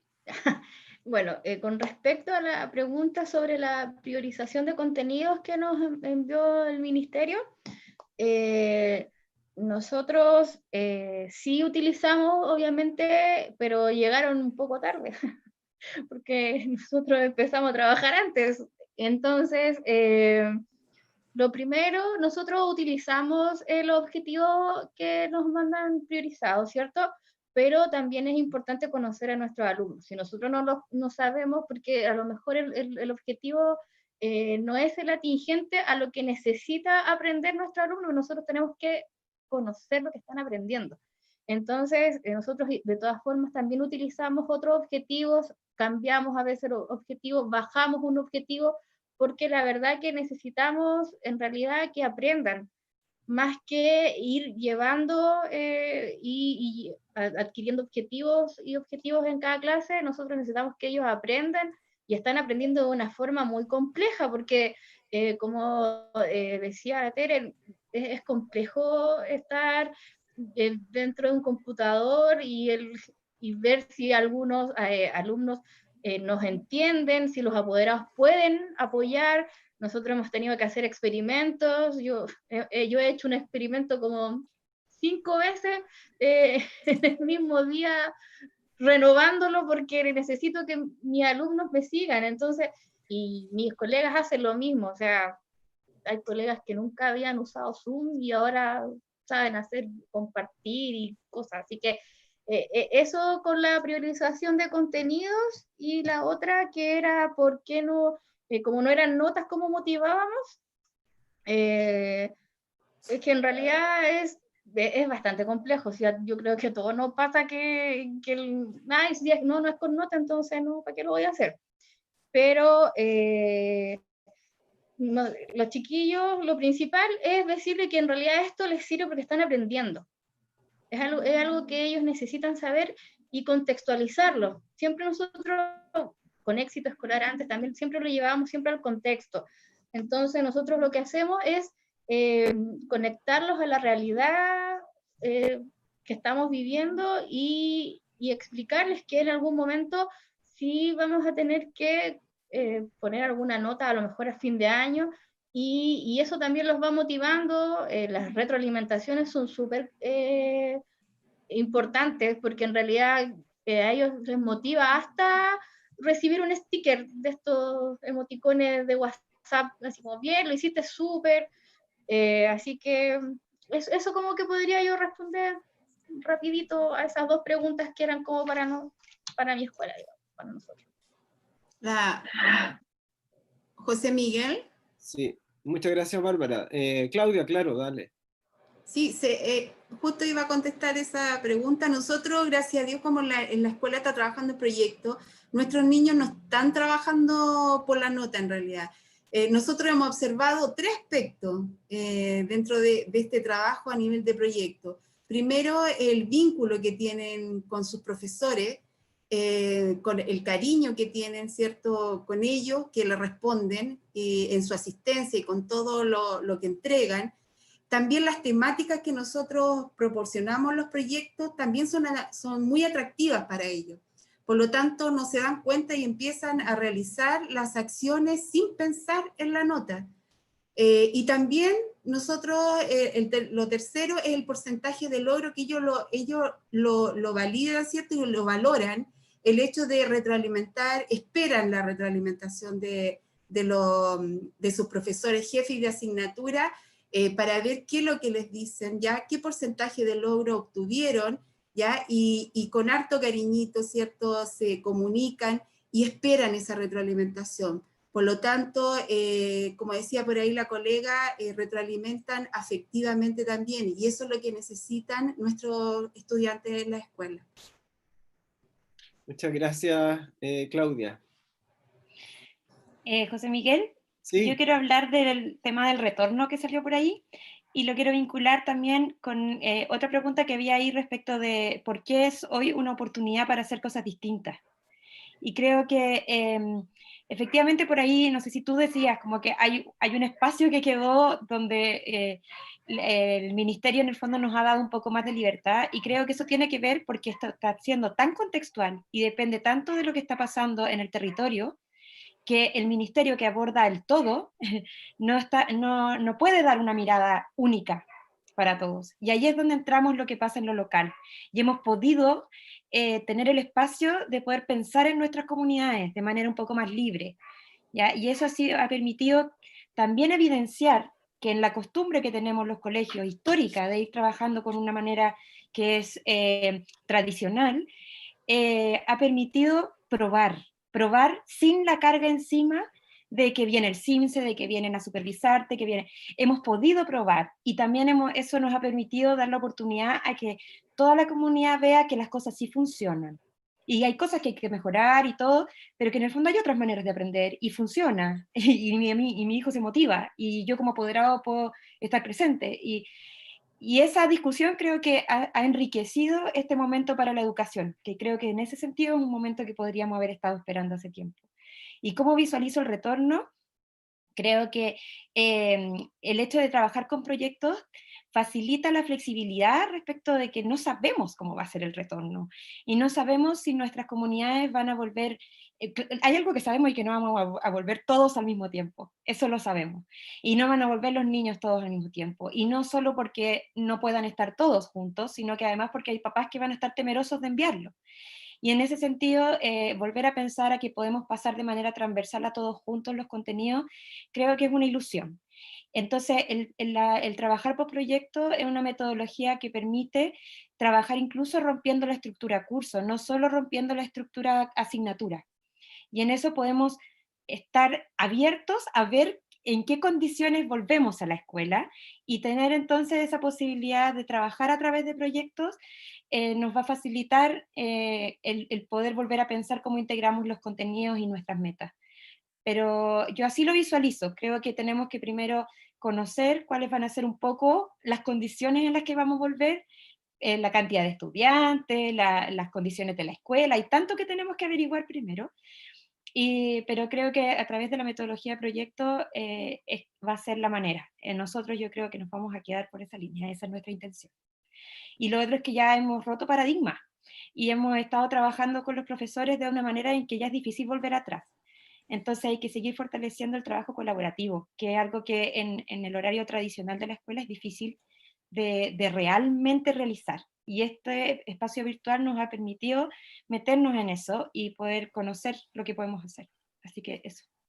Listo, muchas gracias. Antes de Sí. Andrea, quería, me llegó otra pregunta que puede complementar a la pregunta de Teresa, desde Manizales, la fábrica de atardeceres. Dice en ellos también que sobre la justicia social, pero más bien centrado en la formación de maestros, que creo que es una preocupación. Por eso quería complementar. Andrea, Sí, yo creo brevemente y complementando también la pregunta que hicieron sobre por qué es una oportunidad este momento para cambio y transformación, que yo creo que es relevante hacer esa reflexión o recalcarlo, que es lo que también estaba haciendo Bárbara, sin duda, y que se vincula con el tema de los apoderados. Voy a citar algo que ayer dijo Bárbara en una conversación que tuvimos así en preparativos de este espacio de conversación, que dijo, estamos como en una hoja en blanco. Como que partimos de nuevo, como que dejamos el cuaderno atrás y partimos con una hoja en blanco, partimos de cero. Yo creo que eso refleja el espacio de oportunidad en el que estamos hoy en día. O sea, por primera vez, yo creo que después de, no sé, muchas épocas, mucho tiempo, estamos en un momento de quiebre, de como de antes de la pandemia y después de la pandemia. Entonces, esa hoja en blanco es la que estamos construyendo y yo creo que es la que ya está dibujada de una perspectiva distinta. Y yo por eso creo que estamos en una oportunidad y en un cambio, vamos a hacer un cambio paradigmático. Por un lado, hay un tema de vínculo que ha sido muy mencionado no solo aquí, sino que en otro espacio, el vínculo socioafectivo, el vínculo que era algo que a lo mejor estaba antes, pero que no se visibilizaba del todo. Y eso está vinculado con la dimensión socioemocional o la dimensión emocional, que sin duda son los aspectos que están quebrando y que están marcando este proceso de enseñanza-aprendizaje. Y el tema de las confianzas, que también ha pasado a ser un elemento importante, que antes no estaba que no había mucha confianza, y sin duda creo que estamos dibujando esta hoja en blanco nuevamente con esos elementos. Y lo tercero que yo creo que es fundamental, que tiene que ver con que la evaluación como calificación pasó también a un segundo plano. Y eso también ha sido una orientación, que es lo que han señalado acá y hemos escuchado en otros ambientes también, de que da lo mismo. A mí me han dicho los directores, da lo mismo poner la nota. Lo que me importa ahora es que al menos puedan conectarse, saber que están alimentándose, que se están conectando, que pueden generar la tarea y mandarla, aunque sea una foto, lo que sea. Y de hecho la tasa de retorno también es muy poca. Pero entonces la calificación absolutamente está en un segundo plano. Y yo creo que esos son los espacios que hoy en día tenemos como para generar este cambio. Y con respecto a los apoderados, sin duda que siempre han sido un grupo de resistencia. En las experiencias que yo he tenido de trabajar EPA, con la TERE, con el CORE en general, en otros, aquí mismo saberes docentes, siempre es un grupo que busca la nota, la calificación, pero la evidencia y lo que ustedes mismos han contado es que cuando esto se hace participativo, cuando se incluye al apoderado en todo el proceso y se le invita a participar de las reflexiones y se le muestran los criterios, en fin, y se trabaja con ellos en los criterios, también podemos ir generando un aprendizaje con ellos. Y ahí el tema de trabajar de manera colaborativa es fundamental. O sea, creo que ahí es donde se hace más carne esto. Eso, a grosso modo, para no quitar más tiempo. Gracias.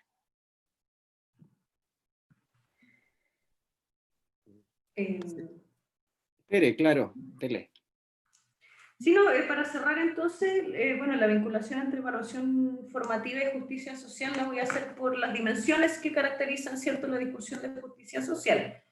Una dimensión tiene que ver con la distribución, el rol de la evaluación en la distribución de conocimientos, de acceso a oportunidades de vida y a posiciones, ¿no? Yo creo que una cultura de evaluación formativa, por una parte, haría que al no tener la presión externa de estos sistemas de evaluación de altas consecuencias, que sobre todo presionan a las escuelas públicas, que atienden a estudiantes de mayor desventaja socioeconómica, y por lo tanto, como decía Bárbara, no tienen la libertad para probar cosas que sean relevantes, al transitar a una cultura formativa y no sentirse obligado a esto, se produce una distribución más justa de los aprendizajes también, porque los estudiantes de esos contextos pueden generar aprendizajes relevantes.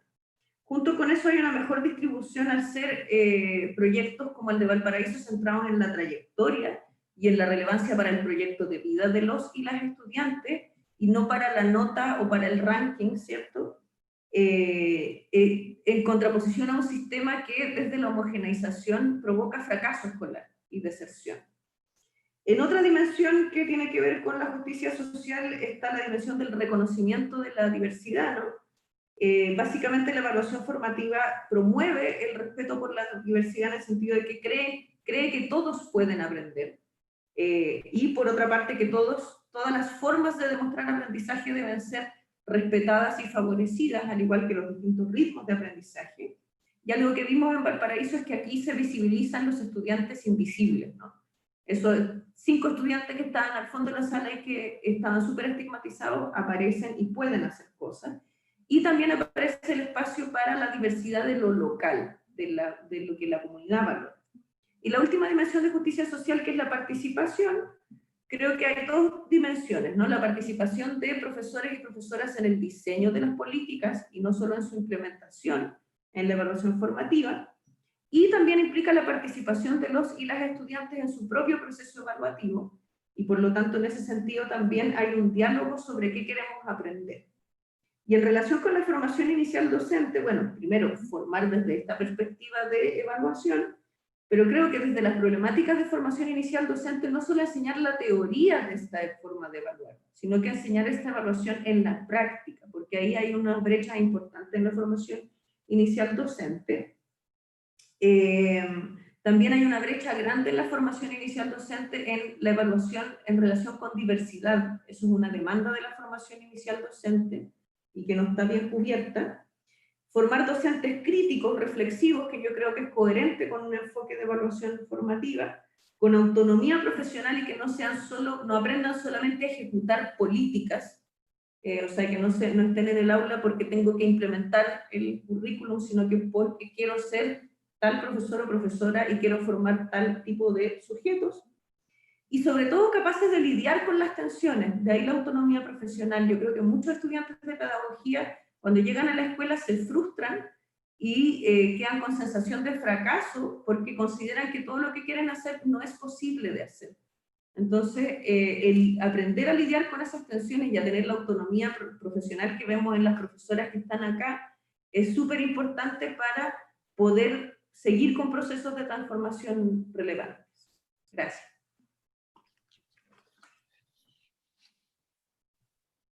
Bueno, muchas gracias, Tere.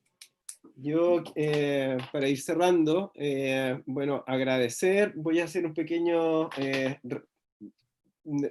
resumen de reconocimiento.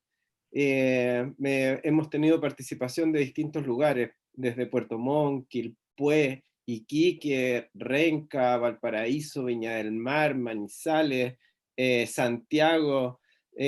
Muchísima participación, agradecer las preguntas, agradecer el aguante, las felicitaciones que se leen por el chat, a nuestras profesoras que han participado.